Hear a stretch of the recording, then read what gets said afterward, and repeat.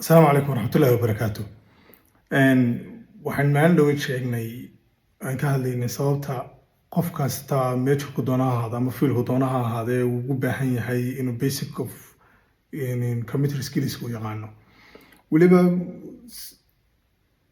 mararka qaarkood markaad eegto fiilalka qaarkood basics kaliya uma baahne wax kamid waxyaalaha advanced uu usii baahan yahay. Markaan tusaale ahaan kale waxaan soo qaadanaa markaan eegno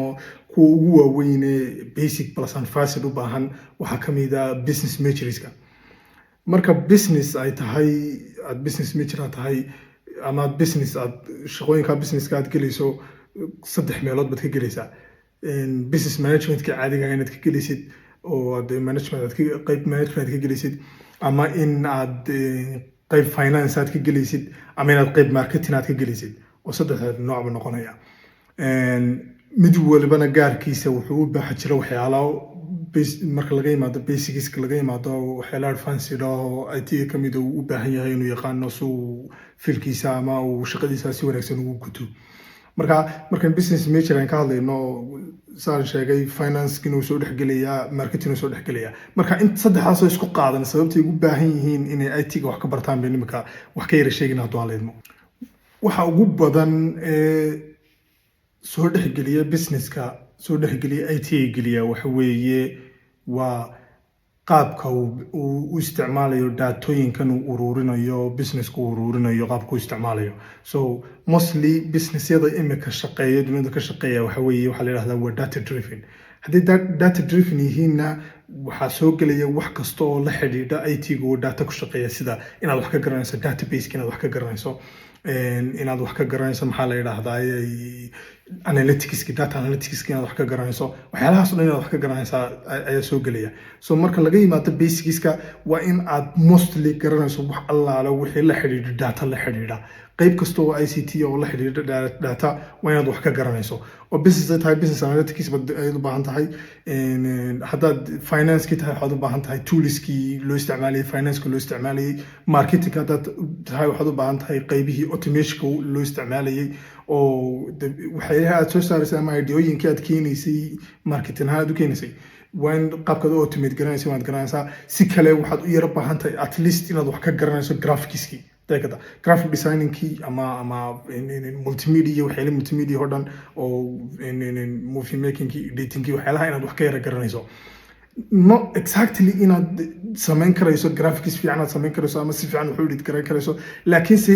waxaad u baahan tahay in ciddii qaabilsanayd waxa ayna ka shaqayso ama samaynaysay saad ugu communicate garan lahayd naatada waxaan u baahanahay in sidaa loo sameeyo u baahanahay adeegada. So basic idea waa inaad ka haystaa waxaan sidoo yahay sida loo sameeyay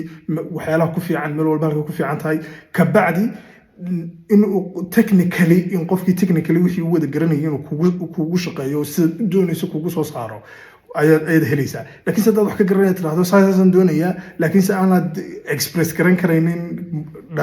ideadii ku timi marketing aad la timi waxay noqonaysaa gap ay yara imanaya. laakiinse marka la yimaado business managementka waa khasab inaad garanayso analytics inaad garanayso cid baa kuu qaabilsan kasoo qaad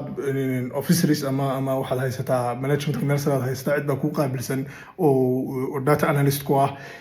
laakiinse waa inaad garanaysaa saad u analyze garayn lahayd oo just in case oo qofkani wax ka khaldo waa inaad garanaysaa. waxaa jira waxyaalaha IT-ga dhex raaca oo businesska u qaabilsan sida ARB-ga ama CRM kale waxa weeye waa customer relationship management. ARB-ga waxa weeye waa enterprise resource planning-kii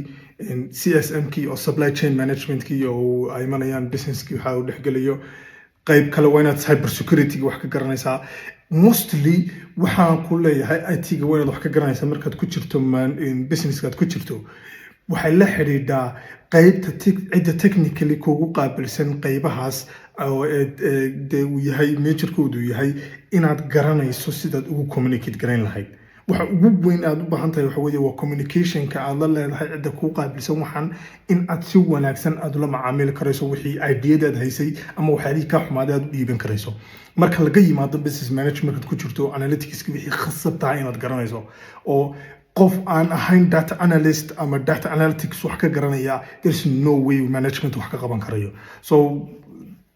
saas ayuu business markaad business major tahay aad ugu baahan tahay inaad garanayso basics of computer skills plus